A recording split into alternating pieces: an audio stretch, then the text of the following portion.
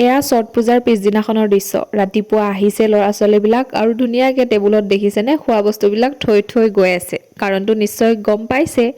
এয়া একেবাৰে ৰাতিপুৱা মানে গৈ পাইছিলোহে তেতিয়া। আৰু এয়া দেখিছেনে প্ৰথমতে প্ৰাৰ্থনা সভা আৰম্ভ হ'ল। লগতে আজি এইখন বিদ্যালয়তে কৰ্মৰত হৈ থকা বাইদেউৰ আজি উপজাত দিন। এই দিনটোত তেখেতক শ্ৰদ্ধাৰে সুঁৱৰিছোঁ, স্মৰণ কৰিছোঁ। তেওঁ য'তেই থাকে ভালে থাকক। তাৰপিছতে ধুনীয়াকৈ এয়া আমাৰ পাঠদান কাৰ্য আৰম্ভ হ'ল আৰু মোৰ ধুনীয়াকৈ ক্লাছখিনি কৰি উঠি এটা ছাৰ্ভে কাম আছিলে। সেইকাৰণে গ'লোঁ, ধুনীয়াকৈ গোটেইখিনি কাম কৰি লৈ আহিলোঁ।